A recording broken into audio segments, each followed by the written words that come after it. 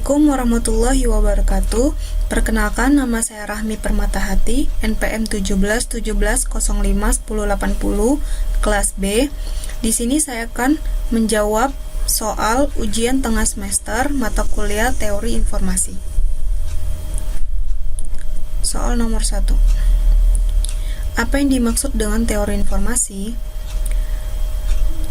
Teori informasi adalah disiplin ilmu dalam bidang matematika terapan yang berkaitan dengan kuantitas data, sehingga data atau informasi itu dapat disimpan dan dikirimkan tanpa kesalahan atau error melalui suatu kanal komunikasi. Nomor 1 yang B. Apa bedanya data dan informasi? Data lebih cenderung ke penjelasan singkat atau sebuah gagasan yang belum menjelaskan sebuah peristiwa atau hasil kegiatan. Data juga tidak bisa digunakan untuk pengambil keputusan, sedangkan informasi adalah hasil pengolahan dari data yang dapat digunakan untuk pengambil keputusan. Data terkadang tidak dapat digunakan dan diterima oleh akal pikiran penerima, sedangkan informasi dapat berguna dan dapat diterima oleh akal pikiran penerima. Data mempunyai lingkup lebih detail dan bersifat teknis, sedangkan informasi menghasilkan penjelasan yang dapat dipakai untuk mengambil keputusan. Data penjualan misalnya merupakan penjelasan yang bersifat mentah, tetapi informasi penjualan per bulan akan dipakai oleh manajemen untuk mengambil suatu keputusan.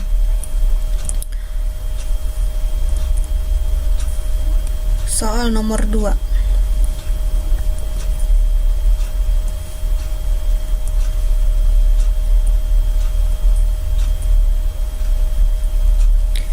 Apa saja komponen-komponen yang diperlukan di dalam mengirimkan informasi? Yang pertama ada sumber, yang kedua ada pengirim, yang ketiga ada sistem transmisi, yang keempat ada penerima, yang kelima ada tujuannya. Nah, jadi sumber ini adalah alat atau komponen yang membangkitkan data atau informasi yang akan ditransmisikan, dapat berupa alat input pada komputer. Pengirim itu adalah alat untuk Pengirim atau transmitter adalah alat untuk memproses data atau informasi yang berasal dari sumber atau source agar dapat disalurkan oleh sistem atau media transmisi. Sistem transmisi adalah yang menghubungkan sistem sumber dengan sistem tujuan. Secara fisik dapat berupa media wireline atau media wireless. Penerima atau receiver alat untuk menerima sinyal dari sistem transmisi dan memproses menjadi informasi yang dapat ditangkap atau diproses oleh tujuan atau destinasi. Menangkap informasi yang dihasilkan oleh penerima. Informasi yang diterima oleh perangkat tujuan selanjutnya diubah menjadi jenis informasi yang sama dengan informasi yang dikirimkan. 2B. Gambarkan dan jelaskan alur kerja pengiriman data tersebut. Nah, di sini ada pengirim. Ini encoding, pesan. Nah, ini pesan atau medianya yang disampaikan. Decoding penerima. Nah, di sini penerima merespon dan mengumpan balik. Ini alur kerja pengiriman data.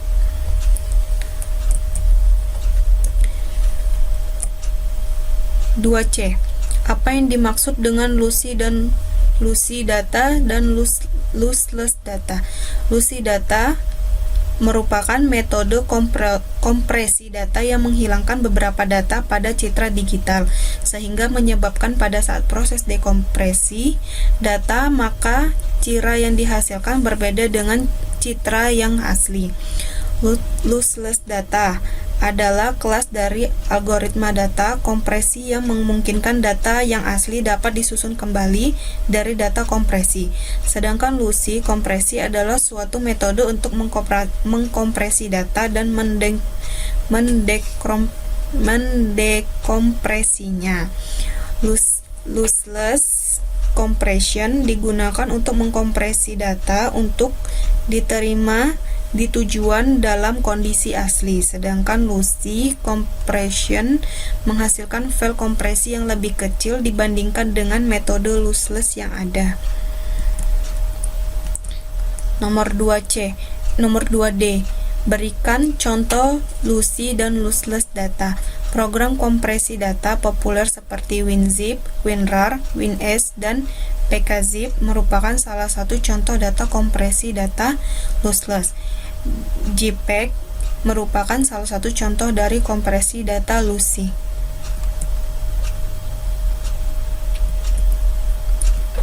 Soal nomor 3. Seseorang dikatakan tinggi jika tinggi badan di atas 1,75 meter.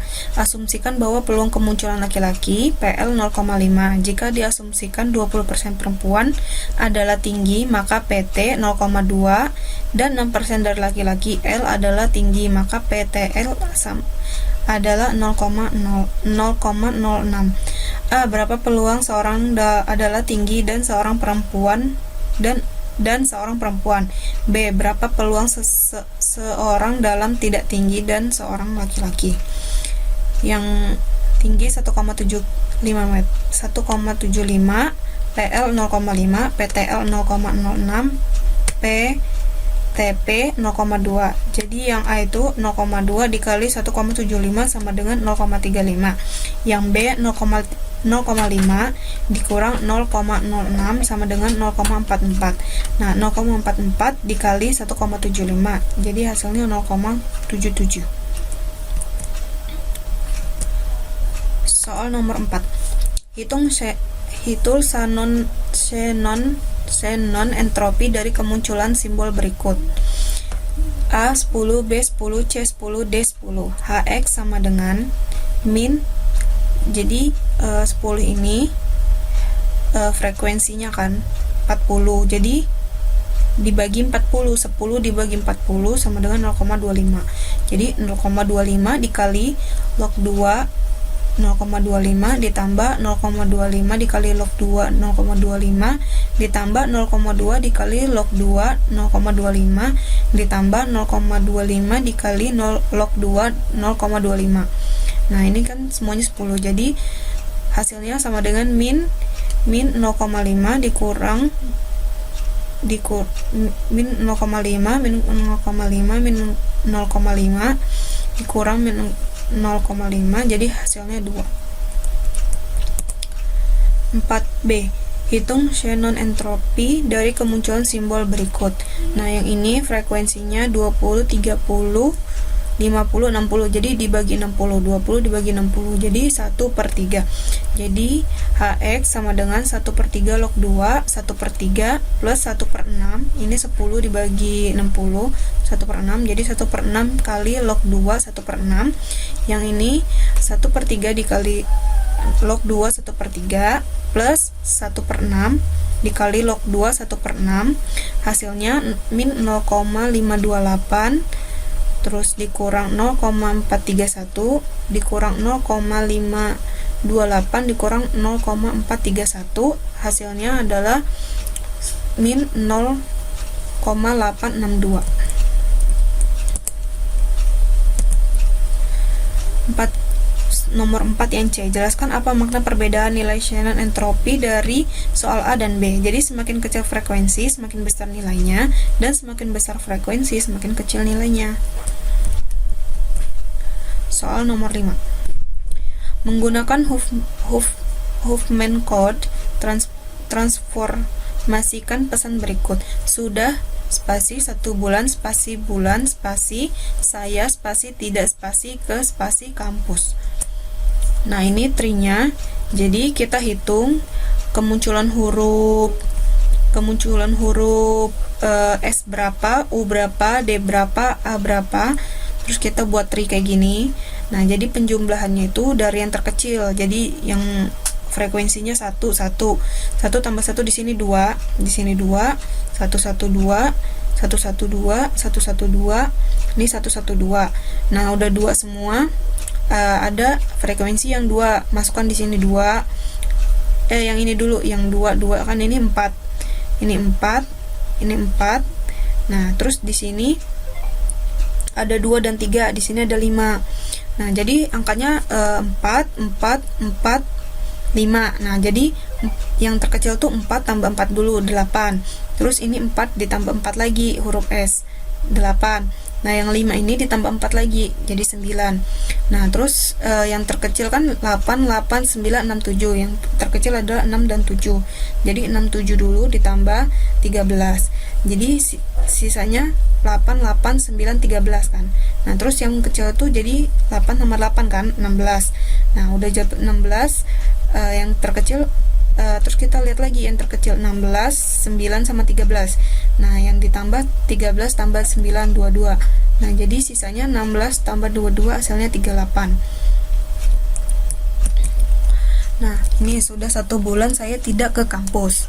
Nah, ini kata-kata ini sudah 1 bulan spasi saya spasi tidak spasi ke spasi kampus titik. Menggunakan Huffman tree di atas, transformasikan pesan hutan buatan. Nah, kita ikutin yang tree yang tadi ini, ngebentuk, kita transformasikan hutan buatan, hutan spasi buatan titik. 5C. Menggunakan Shannon Fano Code, transformasikan pesan berikut. Mohon maaf lahir dan batin. Nah, ini kita caranya sama kayak tadi, cuman yang ini kita urutin dari yang terkecil sampai yang terbesar kan, ini frekuensinya. Nah, terus caranya ini adalah dibagi 2.